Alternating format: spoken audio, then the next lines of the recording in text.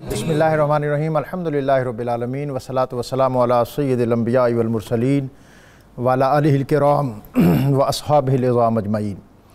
लफ्ज़ लफ्ज़ नूर और हर्फ हर्फ रोशनी से आरास्ता नूर कुरान के साथ ताहिर बुखारी आपसे मुखातिब है। नाज़रीन, ज़माने क़ब्ल इस्लाम में अगर कोई शख्स अपनी बीवी को ये कह बैठता कि अंती अलैया का ज़हरी उम्मी, के तेरी पुश्त मेरे लिए ऐसे है जैसे मेरी माँ की, तो उनके दरमियान अलहदगी हो जाती और फिर दोबारा रुजू और इकट्ठे रहने की गुंजाइश ख़त्म हो जाती।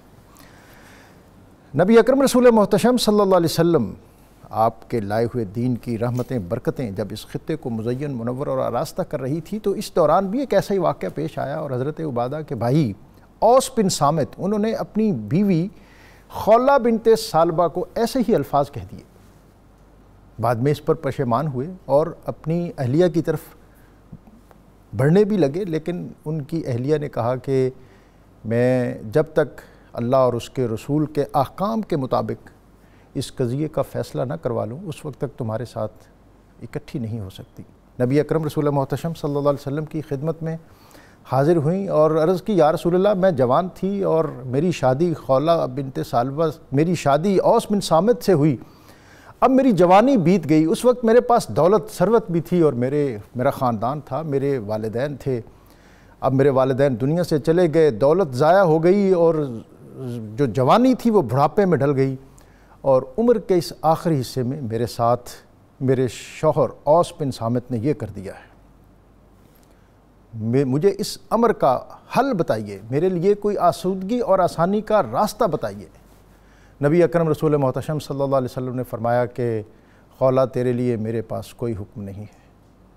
ये ख़ातून अपनी इस्तिदा और दरख्वास्त मुसलसल नबी अकरम सल्लल्लाहु अलैहि वसल्लम की खिदमत में पेश करती जाती और रसूल अकरम सल्लल्लाहु अलैहि वसल्लम मुसलसल इंतज़ार में और उसके लिए कोई हुक्म नहीं फरमा रहे।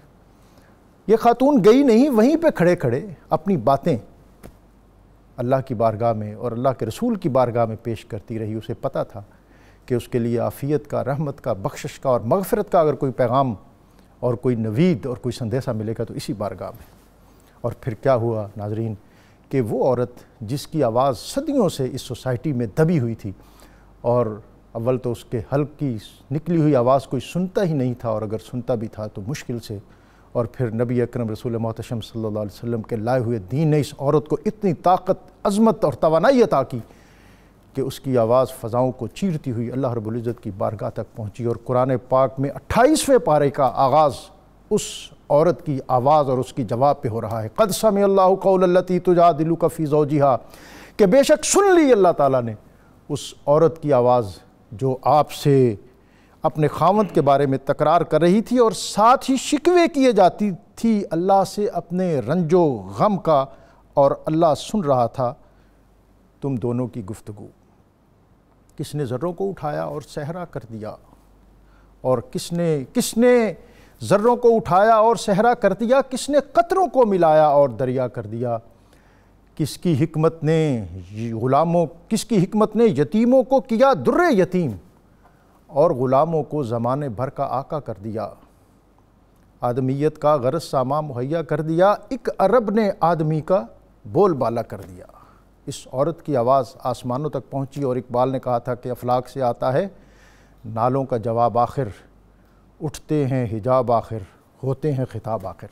इस वाक़े का एक दूसरा मंज़र भी है, उसकी तरफ जाने से कबल मैं अपने मेहमानों का तारुफ़ आपकी खिदमत में पेश कर दूँ। मुफ्ती मोहम्मद फ़ारूक़ुल क़ादरी साहब, आप आ गए तो रौनक़े का शाना हो गई। बहुत शुक्रिया, आपको खुशामदीद। जज़ाकल्लाह।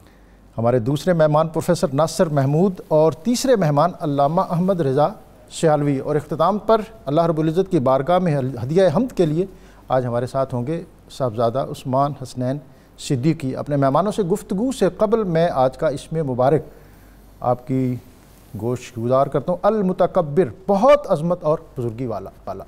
मैं हमेशा ये दरख्वास्त करता हूँ कि अल्लाह के सभी नाम बहुत इज़्ज़तों, अज़मतों, बरकतों के हामिल हैं। जिसके साथ भी इंसान अपना ताल्लुक़ उस्तवार कर ले और उसको हिर्ज़ जाम बनाए तो उसके लिए आसूदगी का और बरकतों का बायस है। अल्लाह ताला हमें इन अस्मा से बरकत हासिल करने की तौफ़ीक़ अता फ़रमाए। आज जो है ये एक ख़ास अहमियत का हामिल है। उम्मुल मोमिनीन सैयदा आयशा सिद्दीक़ा रज़ी अल्लाह ताला अन्हा, उनका यौम विसाल है और उसी मुनासबत से جو عنوانات مقرر ہوئے ہیں اس میں آج قرآن و حدیث کی روشنی میں عورتوں کے حقوق، تو یہ میں موضوع دونوں جو ہیں یہ ایک دوسرے کے ساتھ متصل ہیں، جی آپ کے سامنے رکھتا ہوں، اور آپ یقیناً ابتدائی طور پر کوئی ایسی گفتگو فرمائیں گے کہ جس کے جلو میں یہ دونوں موضوعات آگے بڑھتے ہوئے میں محسوس ہوں۔ بسم اللہ الرحمن الرحیم۔ ڈاکٹر صاحب آپ نے بڑا خوبصورت آغاز کیا، اور عورت کی عزت و عظمت جو اسلام نے بیان کی اور پریکٹیکلی دکھائی، اس کا آپ نے قرآن مجید سے بڑا جامع حوالہ پیش کیا۔ الاشیاء تعرف باضدادہا، چیزیں اپنی ضدوں سے پہچانی جاتی ہیں۔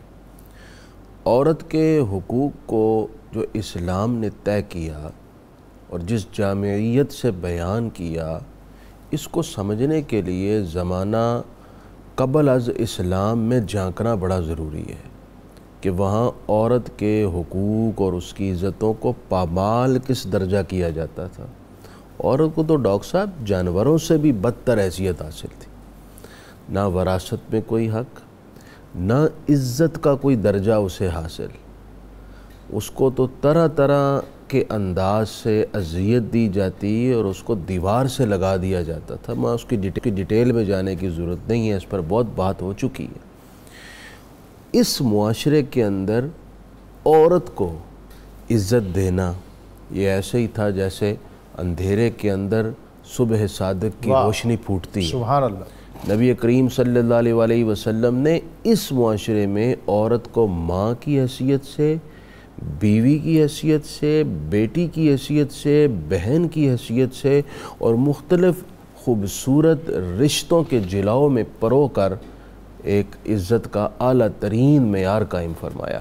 سبحان اللہ۔ عورت کی عزت کا یہ عالم کہ قرآن مجید میں پوری ایک سورت کو عورت کی طرف منسوب کر کے سورۃ النساء نام رکھا گیا۔ واہ سبحان اللہ۔ اسی قرآن مجید میں ایک سورہ نور ہے جس سے بہتر چارٹر عورتوں کے حقوق کے حوالے سے تاریخ انسانیت میں کوئی پیش نہیں کر سکتا، جو سورہ نور میں عورت کی عزت اور اس کی عظمت کے تحفظ کے لیے، ایون کہ بانی اسلام صلی اللہ علیہ وسلم نے یہ حکم دے دیا کہ اپنی بچیوں کو سورہ نور پڑھایا کرو۔ اللہ اس میں ایک حکمت یہ تھی کہ انہیں اپنے حقوق کا، اپنی عزت و عظمت کا، اور جو اسلام نے ان کے لیے روایات طے کی ہیں ان سب کا علم حاصل ہوگا۔ سبحان اللہ۔ تو یہ بڑا ضروری تھا، اور آج بھی ہمیں کوشش کرنی چاہیے کہ خصوصاً بچیوں کو سورہ مائدہ، سورہ نساء اور سورہ نور ضرور پڑھایا کریں۔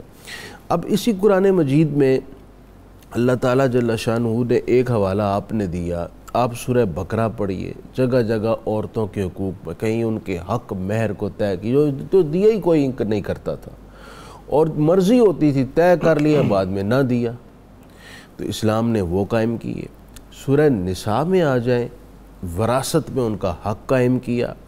اسی طرح سورہ بقرہ میں یہ دیکھیں کہ عورت کو جتنی چاہیں طلاقیں دے دیں، کوئی تحدید نہیں، اسلام نے تحدید کر دی کہ آپ اس طرح نہیں کر سکتے۔ عورت کو چاہتے تھے کئی ماہ الگ رکھا، جب جی چاہا رجوع کر لیا، نہیں تو الگ ہے تو الگ ہی، نہ اس کو چھوڑتے اور نہ اس کا حق پورا کرتے۔ اسلام نے اس کے لیے بھی مدت طے کر دی۔ یوں ہی جو چاہتا تھا جی 100 طلاقیں 1000 طلاقیں دے کر پھر وہ رجوع کر لیتا تھا، اس میں بھی عورت کی تکلیف تھی۔ اسلام نے اس میں بھی تحدید کی اور اس کو بھی عورت کی عزت اور اس کے حق کے خلاف قرار دیا۔ نبی پاک صلی اللہ علیہ وسلم جب اس دنیا سے تشریف لے جانے لگے تو آپ نے جو آخر میں انتہائی قیمتی باتیں ارشاد فرمائی، ان میں سے ایک یہ بھی تھا وَاتَّقُوا اللَّهَ فِي النِّسَاءِ، لوگوں عورتوں کے معاملے میں اللہ سے ڈرنا۔ اور قرآن مجید میں سورہ نساء کے آغاز میں بھی تو یہی فرمایا گیا، یا ایھا الناس اتقوا ربکم الذی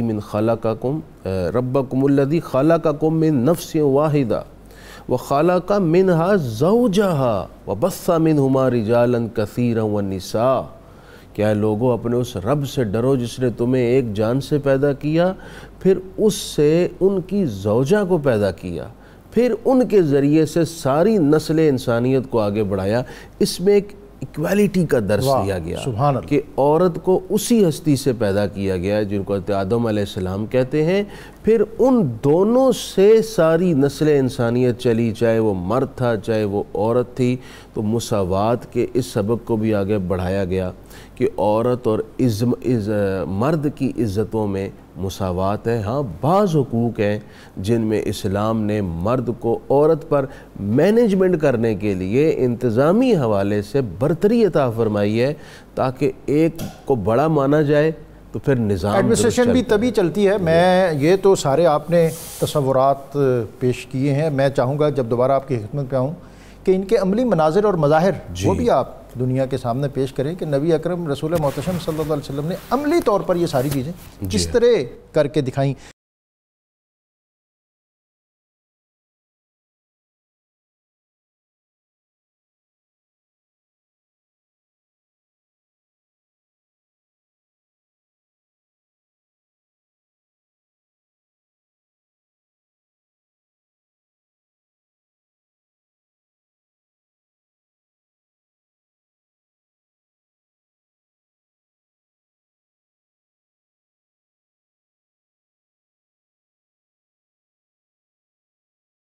پروفیسر صاحب، سید عائشہ صدیقہ رضی اللہ تعالیٰ نے، تو مفتی صاحب کی جو بڑی جامع گفتگو ہے، میں چاہوں گا کہ اس کو آپ آگے بڑھاتے ہوئے حضرت سید عائشہ صدیقہ رضی اللہ تعالیٰ عنہ، ان کی ذات، ان کی حیثیت، شخصیت، ان کا تفقہ کس طرح آج کی عورت کے لیے رول ماڈل ہے؟ بسم اللہ الرحمن الرحیم۔ مفتی صاحب قبلہ نے جو گفتگو کی، جہاں پر اس بات کو پہنچایا، ایک کلائمیکس ہے کہ اللہ اور اس کے رسول نے اس عورت کو ان حالات سے، یہ تو انہوں نے مکہ کی بات کی، عرب پیننسولا میں جو حالات تھے، آپ اس زمانے کے کسی ایک حصے میں چلے جائیں، روم اور فارس اس وقت دنیا کی عظیم طاقتیں تھیں اور بہت بڑا نام تھا، وہاں عورت کا کیا حال تھا۔ یہ ہمارا جو ہند اور سندھ جہاں اب ہم بستے ہیں، اس علاقے کو دیکھ لیں، یہاں تو اب بھی جو اسلام سے دور ہیں ان کے حالات ابھی آپ اگر ہندو مت میں جا کر دیکھ لیں تو خاتون کو اپنے خاوند کے ساتھ ابھی بھی جلنا پڑتا ہے، اس کے حقوق ابھی بھی کوئی نہیں ہے۔ حتیٰ کہ جہاں آپ چلے جائیں دنیا کے جس بھی خطے میں حالات یہی تھے۔ یہ اسلام تھا کہ آ کے اس نے عورت کو کبھی ماں کے روپ میں، کبھی بہن کے روپ میں، بیٹی کے روپ میں، بیوی کے روپ میں، عورت کے جتنے روپ تھے ساروں کو عزت دی، اور پھر ایک عام مومن کے لیے عام عورت کو معزز کر دیا، اور ارشاد فرمایا کہ جب تمہارا ان سے آمنا سامنا ہو تو عزت، احترام، حیا اور پاکیزگی کا حال یہ ہونا چاہیے کہ تمہاری نظریں جھک جائیں۔ سبحان اللہ۔ قل للمؤمنین یغضوا من ابصارہم سبحان اللہ۔ ویحفظوا فروجہم ذالک ازکیٰ لہم، یہی عورتوں کو حکم دیا کہ تم نے جب مردوں کو دیکھنا ہے، قل للمؤمنات یغضضن من ابصارہن ویحفظن فروجہن، یعنی ایک ایسا معاشرہ قائم کر دیا جس میں مرد عورت کا احترام کر رہا ہو، عورت مرد کا احترام کر رہی ہو، اور یہ ریسیپروکل احترام اتنے خوبصورت معاشرے کو جنم دے کہ جس کی کوئی دوسرا دین، کوئی دوسرا مذہب، کوئی دوسرا مت، کوئی دوسری سوچ اس کی مثال پیش نہ کر سکے۔ اب جب ان عورتوں کے ان مقام اور مرتبے کو دیکھتے ہوئے خود رسول اللہ صلی اللہ علیہ وآلہ وسلم کے گھر میں آ جائیں تو حضور کی ازواج کو، ازواج مطہرات، پہلے حضور علیہ الصلوۃ والسلام نے جن سے نکاح فرمائے، حضور علیہ الصلوۃ والسلام کی ان ساری ازواج کو جب خدا نے مخاطب کیا تو یا نساء النبی، سبحان اللہ، اے نبی کی عورتوں، سبحان یعنی عورت کا لفظ عورت کو عزت دینے کے لیے اس کی نسبت ازواج مطہرات کے تحت اللہ نے اپنے نبی صلی اللہ علیہ وآلہ وسلم کے ساتھ کر دی۔ اور نبی کریم کے ساتھ نسبت ہو جانا، یہ کتنی بڑی بات ہے حضور کی نسبت، کہ اللہ رب العزت نے اپنی ربوبیت کی قسم بھی نبی کریم صلی اللہ علیہ وآلہ وسلم کی نسبت کے ساتھ کھائی۔ فرمایا فلا و ربک، اے میرے حبیب میں ساری کائنات کا رب ہوں مگر اپنی ربوبیت کی قسم اس حال میں کھاتا ہوں جب نسبت آپ کے ساتھ ہو۔ تو جب نساء عورتوں کی نسبت ازواج مطہرات کے شرف سے حضور علیہ الصلوۃ والسلام کی طرف ہوئی کہ اے اور نبی کی عورتوں، لستن کاحد من النساء، تم دنیا میں کسی اور عورت کی مانند نہیں ہو۔ دنیا کی عورتوں میں سے فضیلت اللہ نے ان عورتوں کو عطا کی جو رسول اللہ صلی اللہ علیہ وآلہ وسلم کے نکاح مبارک میں آ گئیں۔ ان میں سیدہ عائشہ صدیقہ رضی اللہ تعالیٰ عنہ، یعنی پہلے عورتوں کا مقام دیکھیں، پھر ان عورتوں میں رسول اللہ صلی اللہ علیہ وآلہ وسلم کی ازواج کا مقام، پھر ان ازواج میں آ کے سیدہ عائشہ صدیقہ رضی اللہ تعالیٰ عنہ کا، کہ امام بخاری نے روایت کیا، وہ فرماتے ہیں حضور نبی کریم صلی اللہ علیہ وآلہ وسلم نے ارشاد فرمایا کہ عائشہ کی فضیلت عورتوں پر ایسے ہے جیسے ثرید کو باقی جو سالن ہیں ان پر جو فضیلت حاصل ہے. یعنی رسول اللہ صلی اللہ علیہ وآلہ وسلم کو ثرید کھانا پسند تھی، تو اپنی ازواج مطہرات میں سیدہ عائشہ صدیقہ رضی اللہ تعالیٰ عنہ، پہلے چونکہ سیدہ خدیجہ الکبریٰ رضی اللہ تعالیٰ عنہ وصال فرما چکی تھیں، ان کی حیات طیبہ میں حضور علیہ الصلوۃ والسلام نے اور نکاح بھی نہیں کیا. اب جب اس کے بعد جو ازواج حضور کے نکاح میں آئیں تو ان میں سب سے پیاری، حضور کی محبوبہ، حضور کی لاڈلی، حضور کی چہیتی سیدہ عائشہ صدیقہ رضی اللہ تعالیٰ عنہ ام المومنین تھیں. اور ان کو حضور نبی کریم صلی اللہ علیہ وآلہ وسلم کے پاس تربیت کا موقع ملا. ان کی اور وہ تربیت جو تھی وہ ظاہر ہے وہ ایک بہت اس کے وسیع تر فوائد امت تک پہنچنے والے تھے. میں آپ کو شریک گفتگو کرتا ہوں، نبی اکرم صلی اللہ علیہ وسلم نے فرمایا خذو نصف دینکم، کہ اپنا نصف دین سیدہ عائشہ صدیقہ سے حاصل کرو. کس طرح ان کی علمی فقاہت اور ثقاہت جو ہے اس سے امت نے استفادہ کیا، اور پھر آپ کی جو انفرادی خصوصیات اور خواتین میں ان کا جو اعزاز اکرام، یہ ساری چیزیں آپ میں چاہوں گا کہ ہمیں عطا فرمائیں. بسم اللہ الرحمن الرحیم. سیدہ عائشہ صدیقہ رضی اللہ تعالیٰ عنہ رسول اکرم صلی اللہ تعالیٰ علیہ وسلم کی خدمت میں آپ نے کافی عرصہ گزارا اور حضور کی تربیت پائی. جہاں تک آپ کا علمی تعلق ہے، بہت فائق قسم کی فقیہہ، محدثہ، مفسرہ اور مجتہدہ تھیں. رب ذوالجلال جل مجدہ الکریم نے آپ کو بڑا عالی مقام عطا فرمایا تھا. اور تفسیر کے حوالے سے ایک واقعہ تفسیر کے متعلق حضرت سیدہ عائشہ صدیقہ رضی اللہ تعالیٰ عنہ کا، اور خاص طور پہ آج کے موضوع کے حوالے سے، حقوق نسواں کے حوالے سے، کہ ایک خاتون آپ کی خدمت میں آتی ہے اور اس وقت حضرت سیدہ عائشہ فرماتی ہیں رواج یہ تھا کہ بندے کی مرضی تھی، جتنی مرضی چاہے طلاقیں دے دیتا، حتیٰ کہ 100 طلاقیں دے دیتا اور کوئی پرواہ ہی نہ کرتا. یہ عرب کے کلچر کی پرانی روایت تھی. جناب سیدہ عائشہ صدیقہ رضی اللہ تعالیٰ عنہ کی خدمت میں ایک عورت آتی ہے اور آ کر کہتی ہے کہ میرے شوہر نے قسم کھائی ہے کہ میں تمہیں بساؤں گا بھی نہیں اور تمہیں طلاق بھی نہیں دوں گا. اس نے کہا یہ کیسے؟ اس نے کہا میں تمہیں طلاق دوں گا اور جب تمہاری عدت پوری ہونے والی ہوگی تم سے رجوع کر لوں گا، پھر تمہیں طلاق دے دوں گا اور عدت پوری ہونے والی ہوگی رجوع کر لوں گا، اور یوں ساری زندگی تجھے ذلیل کرتا رہوں گا. تو وہ سیدہ عائشہ صدیقہ کی بارگاہ میں آ کر عرض کرتی ہیں تو سیدہ عائشہ صدیقہ رضی اللہ تعالیٰ عنہ خاموشی کا اظہار فرماتی ہیں اور انتظار کرتی ہیں کہ سرکار دو جہاں صلی اللہ علیہ وسلم تشریف لائیں. جب حضرت سیدنا آقا دو عالم صلی اللہ علیہ وسلم گھر تشریف لاتے ہیں تو سیدہ عائشہ اس کا اظہار کرتی ہیں کہ یا رسول اللہ یہ معاملہ ہے. حضور نے انتظار فرمایا اور وحی نازل ہوتی ہے. رب ذوالجلال جل مجدہ الکریم کلام مجید میں فرماتا ہے الطلاق مرتان فامساک بمعروف او تسریح باحسان، کہ طلاق دینے کا حق 2 مرتبہ تک ہے. 2 مرتبہ کے بعد یا تو اسے اچھے طریقے سے بسا لو اور یا پھر اسے اچھے طریقے سے فارغ کر دو. ایسا نہیں کہ جس طرح دور جاہلیت میں جتنی مرضی طلاقیں دینے کا رواج تھا حد بندی کر دی گئی کہ صرف اور صرف 2 طلاقوں تک تمہیں حق ہے. 2 کے بعد ہوش سے رہو، یا سنبھال کے اسے رکھو اور اچھے انداز سے اسے اپناؤ، اور یا پھر اسے فارغ کر دو. اگر فارغ کر دو گے تو پھر اس کے بعد تمہارے پاس اب جب تک کسی اور شوہر سے ہو کر نہ آئے تمہارے پاس نہیں آ سکتی. تو یوں تفسیر کے معاملے میں حضرت سیدہ عائشہ صدیقہ رضی اللہ تعالیٰ عنہ آپ سے قرآن کریم کی مختلف تفاسیر جو ہیں وہ مرویات ہیں. اور محدثہ ہونے کے حوالے سے حضرت سیدہ عائشہ صدیقہ رضی اللہ تعالیٰ عنہ کو یہ اعزاز اور مقام حاصل ہے کہ جناب سیدنا ابو ہریرہ رضی اللہ تعالیٰ عنہ کے بعد تمام صحابہ کرام میں سب سے زیادہ احادیث حضرت سیدہ عائشہ سے مروی ہیں. سبحان اللہ. 2210 احادیث حضرت سیدہ عائشہ صدیقہ رضی اللہ تعالیٰ عنہ سے مروی ہیں. اور صحابہ کرام کے اندر یہ ایک عام معمول تھا. حضرت سیدنا ابو موسیٰ فرماتے ہیں جب ہم کسی مسئلے میں پھنس جاتے، صحابہ کرام کو کوئی مسئلہ پیش ہوتا اور اس کا کوئی حل نہ نکلتا تو ہم حضرت سیدہ عائشہ کی خدمت میں حاضر ہو جاتے اور سیدہ عائشہ صدیقہ رضی اللہ تعالیٰ عنہ اس کا کوئی حل نکال لیتی. وہ یوں کہ یا تو سرکار علیہ الصلوۃ والسلام کی کوئی حدیث ہمیں سنا دیتی اور یوں ان کی محدثانہ شان کا پتہ چل جاتا، اور یا پھر یہ سیدہ عائشہ صدیقہ رضی اللہ تعالیٰ عنہ اگر اس معاملے میں کوئی حدیث نہ ہوتی تو اپنے اجتہاد سے فتویٰ ارشاد فرما دیتی.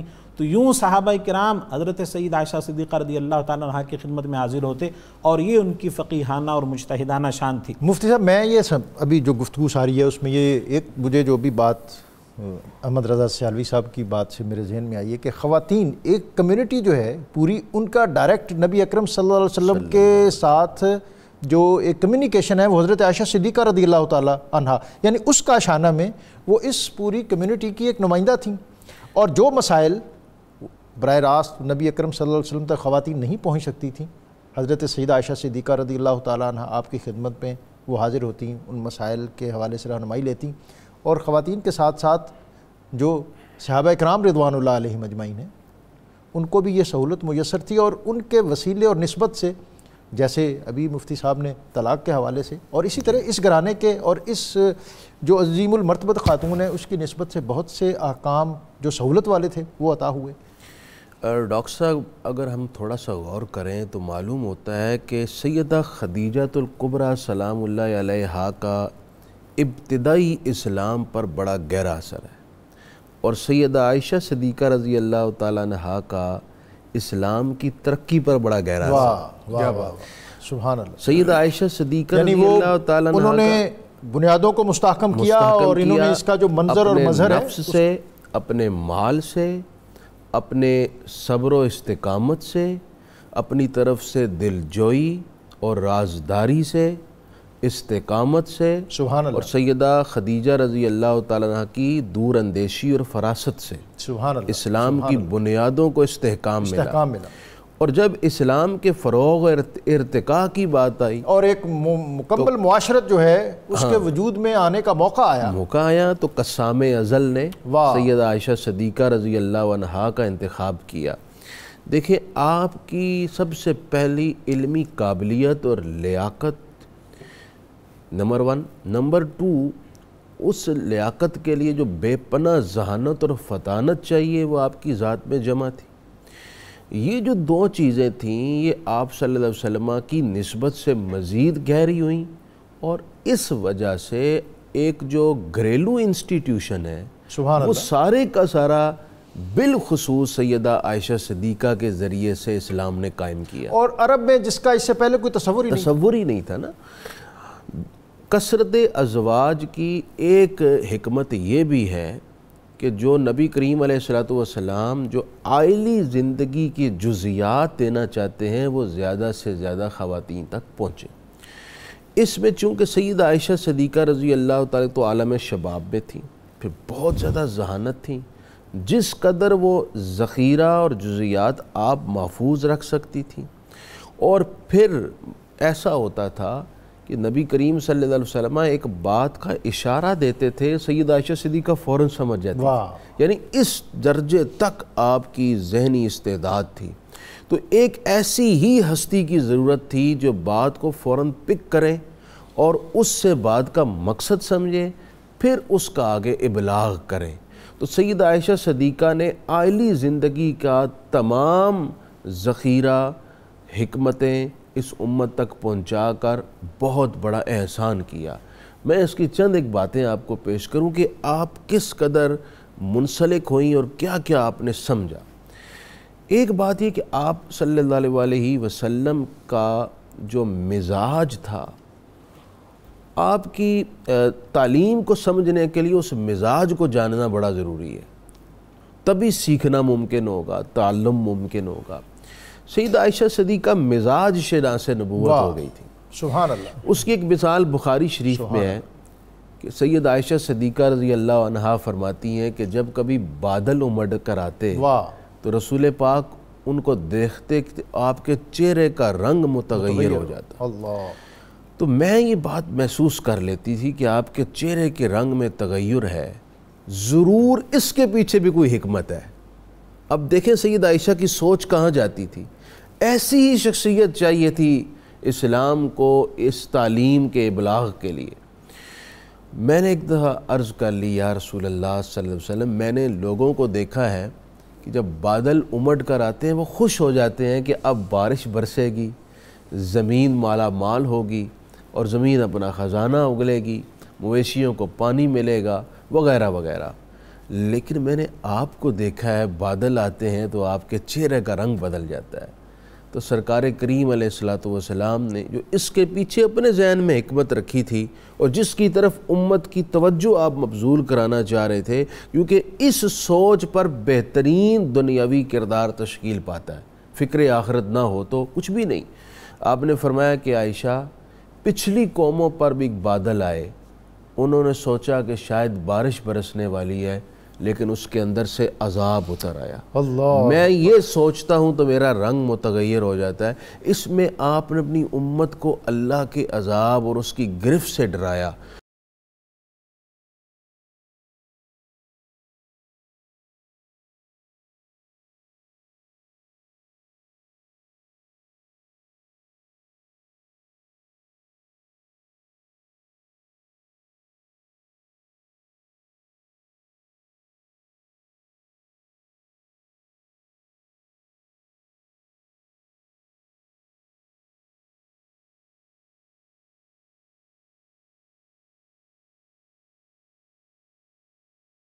میں پروفیسر صاحب چاہوں گا کہ حضرت سیدہ عائشہ صدیقہ رضی اللہ تعالیٰ عنہ اور آپ کی جو اسوہ اور آپ کی تعلیمات اور آپ کا طرز بڑا لمبا عرصہ ہے ان کا.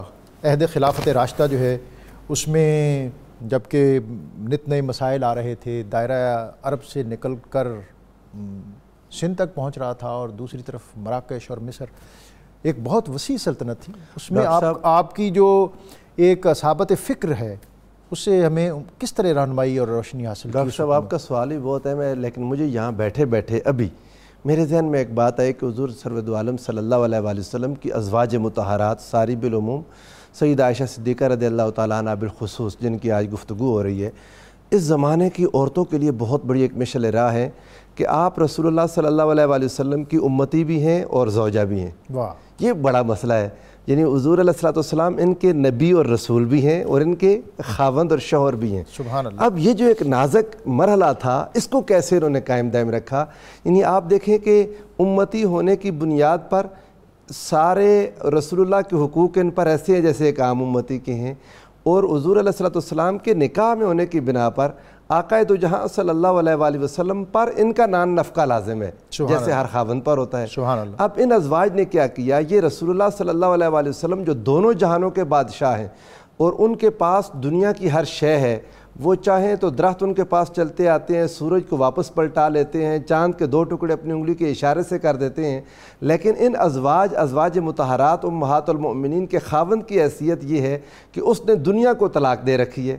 واہ، دنیا کو پسند نہیں کرتا. نماز میں کھڑے ہوتے ہیں، تکبیر اولیٰ کے وقت میں کچھ خیال آتا ہے، واپس گھر جاتے ہیں، پھر آتے ہیں، لوگ پوچھتے ہیں یا رسول اللہ کوئی عجیب کام ہوا آج، یہ کیسے؟ فرمایا ایک اشرفی وہ مال غنیمت میں سے گھر میں رہ گئی، مجھے حیا آتی ہے کہ میں اللہ کی بارگاہ میں کھڑا ہوں اور میرے گھر میں کوئی اشرفی پڑی ہو. دنیا کو گھر میں داخل نہیں ہونے دیتے، اور گھر میں کون ہے؟ ازواج مطہرات. یہ بڑا مسئلہ ہے. حجرے تھے ان کے. اور حضرت امام حسن بصری رضی اللہ تعالیٰ عنہ یہ عظیم تابعی ہیں، وَهُوَ الَّذِي رُبِّيَ فِي حُجْرَةِ أُمِّ سَلَمَةَ رضی اللہ تعالیٰ عنہ. یہ وہ ہیں سیدہ ام سلمہ کے حجرے میں ان کی تربیت اور ان کی پرورش ہوئی تھی. وہ کہتے تھے میں ہاتھ اوپر اٹھاتا تو چھت کو میرا ہاتھ لگتا تھا. یعنی اتنے چھوٹے، اور کواڑ ایسا تھا جو بند نہیں ہوتا تھا، جس کے اوپر بوریے کا ایک پردہ لٹکا ہوا تھا. یعنی یہ تو ایک درد کی کیفیت ہے ڈاکٹر صاحب، یقین جانیں. اچھا، ان حجرات میں یہ پوری کائنات کے شہنشاہ کی یہ عورتیں، اور انہی حجرات میں قرآن پاک نازل ہو رہا تھا اور امت کی معاشرت، معیشت اور اقتصادیات اور دین کے احکام جو ہے وہ وہاں سے عطا ہو رہے ہیں. اب حال یہ تھا کہ کبھی بھی وہ کہتے 3 دن لگاتار حضور کے گھروں میں آگ نہیں جلتی تھی. یعنی فاقہ حضور علیہ السلام نے اختیار کیا تو مرد جو چیز اختیار کرتا ہے لا محالہ اس کی بیوی پر وہ چیز آ جاتی ہے.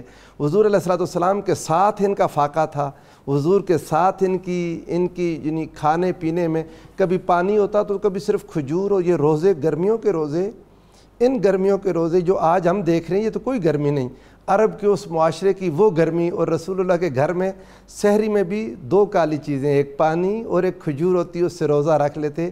کبھی شام کو پڑوسی دودھ بھیج دیتے. اور حضور کی یہ ساری ازواج مطہرات حضور علیہ السلام کے ساتھ اسی حالت میں رہیں.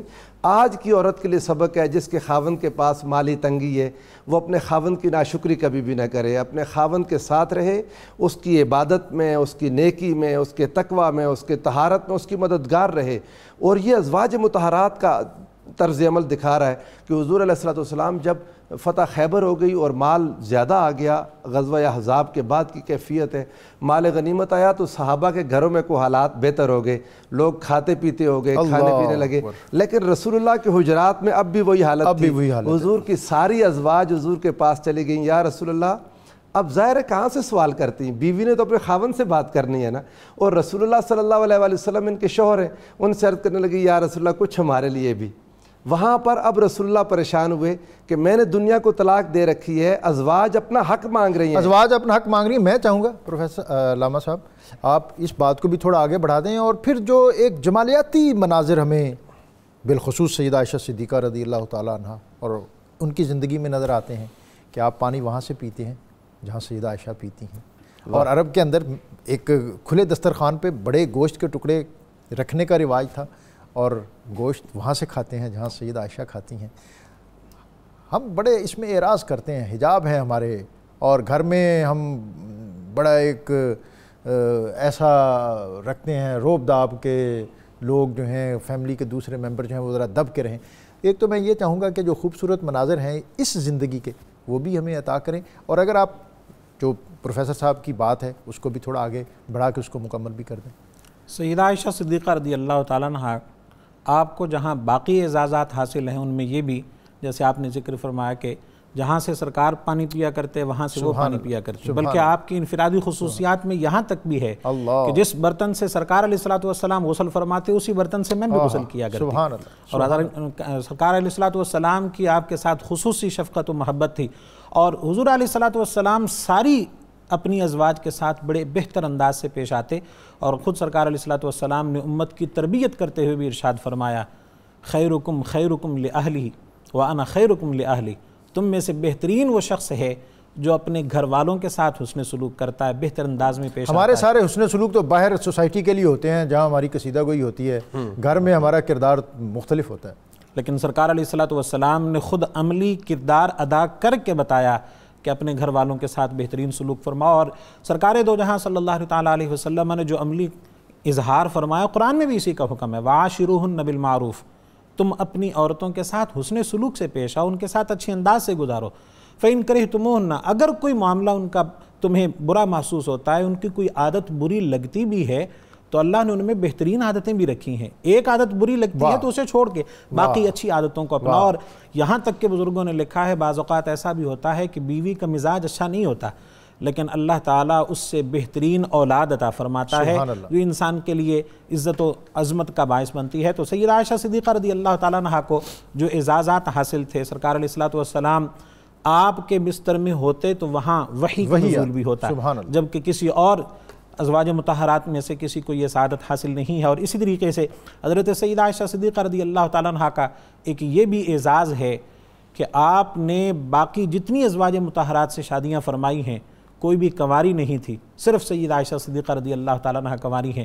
اور پھر یہ بھی اعزاز کہ آپ کے ماں باپ دونوں ہی مہاجر، اللہ تبارک و تعالیٰ نے یہ بھی اعزاز عطا فرمایا۔ اور سیدہ عائشہ صدیقہ رضی اللہ تعالیٰ عنہ کو جو سرکار دو جہاں صلی اللہ علیہ وسلم کی وصال ظاہری کے موقع پر خدمات پیش کرنے کا موقع ملا، کسی اور صحابیہ کو، کسی اور آپ کے ازواج مطہرات میں سے کسی کو سعادت حاصل نہیں ہوئی۔ مفتی صاحب بالکل اختتامی لمحات ہیں، یہ ذکر نور تو ایسا ہے کہ چراغ سے چراغ جلتا رہے گا۔ آج کے سارے پروگرام کے حوالے سے جس میں خواتین کے حقوق اور سیدہ عائشہ صدیقہ رضی اللہ تعالیٰ عنہ آپ کا اسوہ، ہمیں میسج دے دیں تاکہ جو کجی اور کمی ہمارے طرز عمل میں، طرز زیست میں ہے، شاید اس سے اس میں بہتری۔ ایک میسج تو ڈاکٹر صاحب میرا تمام خواتین کی خدمت میں گزارش ہے، آپ خود اور اپنی بچیوں کو سیدہ عائشہ صدیقہ رضی اللہ تعالیٰ عنہ کی جو لائف ہسٹری ہے اس کو ڈیٹیل سے پڑھیں۔ سیدہ عائشہ صدیقہ رضی اللہ تعالیٰ عنہ آپ کی جو سیرت لائف ہسٹری ہے اس کو ضرور ڈیٹیل سے تفصیل سے یہ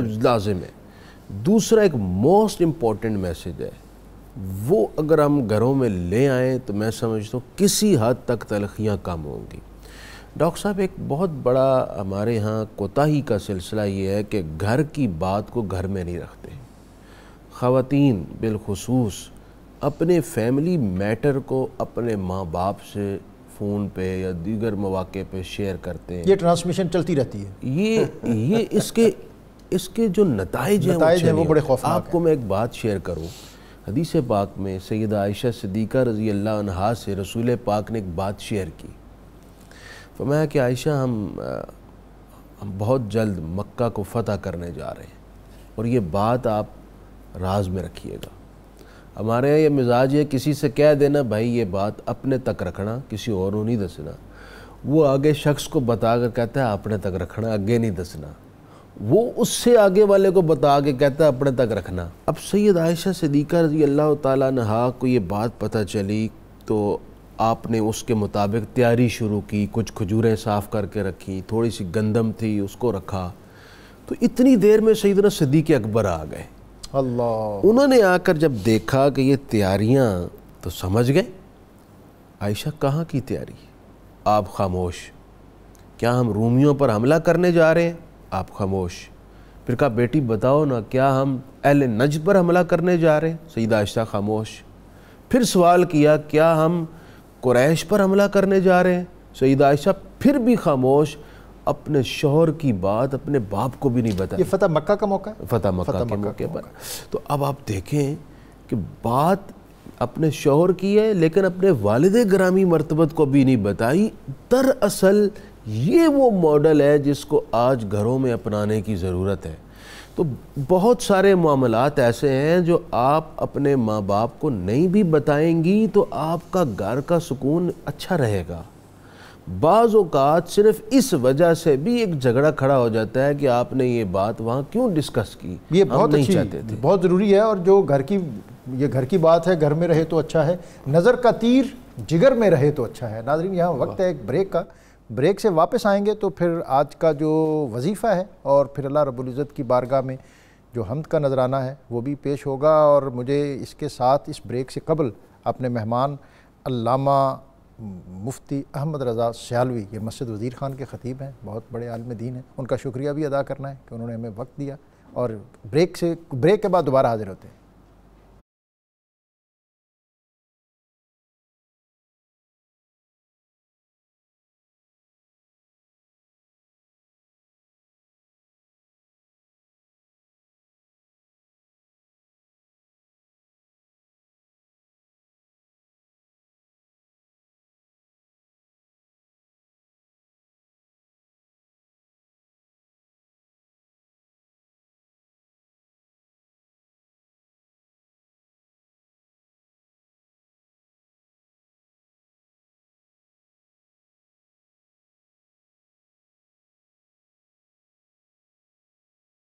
نور قرآن میں آپ کو ایک مرتبہ پھر خوش آمدید ناظرین۔ آج بہت اہم موضوع خواتین کے حقوق، اور پھر اس میں سیدہ عائشہ صدیقہ رضی اللہ تعالیٰ عنہ ان کا اسوہ، اس پر آج ہم نے بات کی۔ میرے مہمانوں نے جو آج بہت وقیح پینل تھا، انہوں نے بہت جامع انداز میں اس پر گفتگو کی، اور فلپ ہٹی جو ایک مستشرق تھا اس نے کہا کہ عرب تو وہ خطہ تھا جو دنیا کے لیے کبھی کوئی قابل ذکر چیز ہی نہیں تھا، اور حال ہی کے بقول وہاں خواتین کا جو سٹیٹس تھا کہ جو ہوتی تھی پیدا کسی گھر میں دختر تو خوف شماتت سے بے رحم مادر پھرے دیکھتی، جب وہ شوہر کے تیور کہیں زندہ گاڑ آتی تھی اس کو جا کر، یوں گود اپنی نفرت سے کرتی تھی خالی، جنے سانپ جیسے کوئی جننے والی۔ اور پھر کیا ہوا کہ نبی اکرم رسول محتشم صلی اللہ علیہ وسلم آپ نے عورت کو بطور بیٹی، بہن، بیوی اتنا عزت، اور ماں اتنا عزت اعزاز اور اکرام دیا کہ سیدہ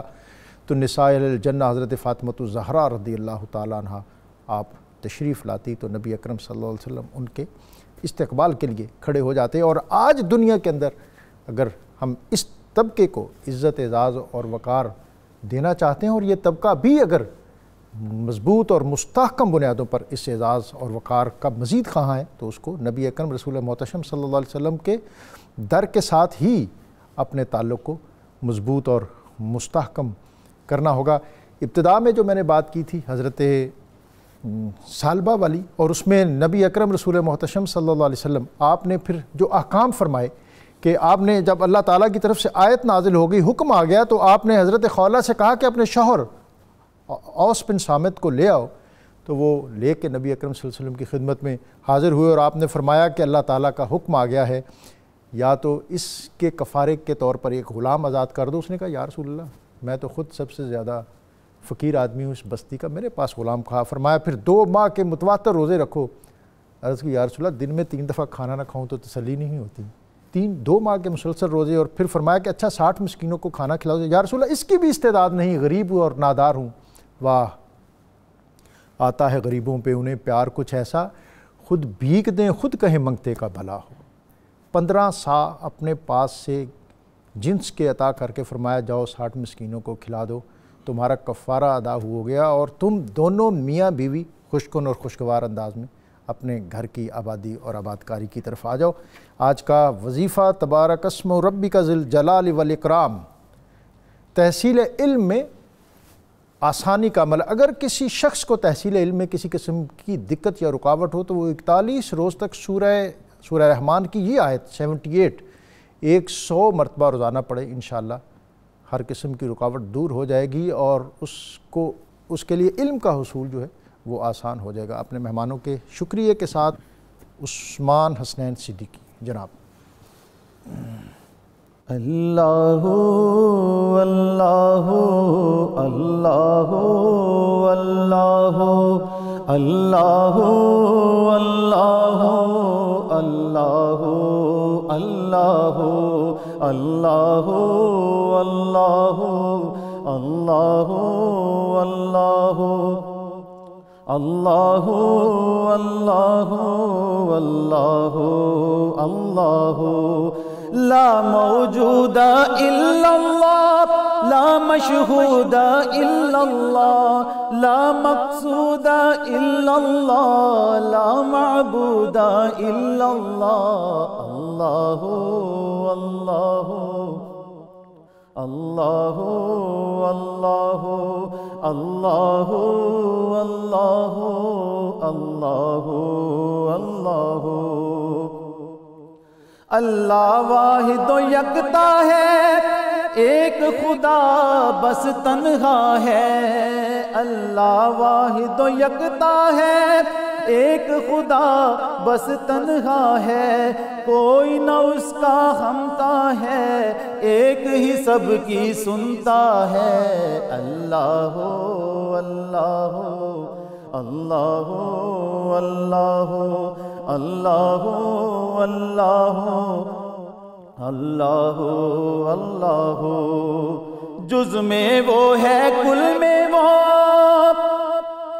رنگ و بوئے گل میں وہ، جز میں وہ ہے کل میں وہ، رنگ و بوئے گل میں وہ، افغان بلبل میں وہ، نغمات کل کل میں وہ۔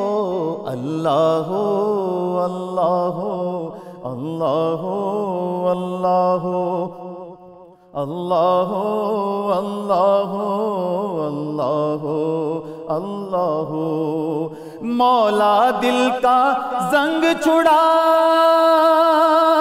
قلب نوری پائے جلا، مولا دل کا زنگ چھڑا، قلب نوری پائے جلا، دل کو کر دے آئینہ، دل کو کر دے آئینہ، جس میں چمکے یہ کلمہ لا الہ الا اللہ لا الہ الا اللہ لا الہ الا اللہ آمنا برسول اللہ۔ اللہ اللہ اللہ اللہ اللہ اللہ اللہ اللہ بلبل طوطی پروانہ، ہر ایک اس کا دیوانہ، بلبل طوطی پروانہ، ہر ایک اس کا دیوانہ، قمری اس کا مستانہ، مور چکور کا جانانا۔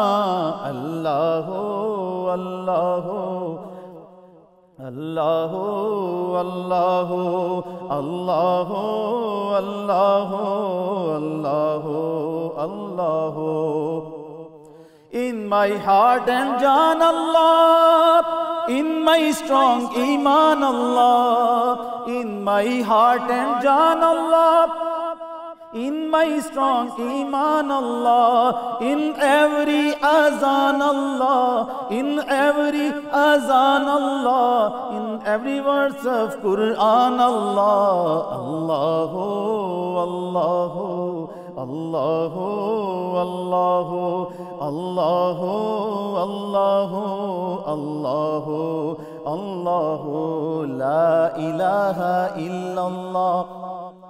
لا الہ الا اللہ لا الہ الا اللہ آمنا برسول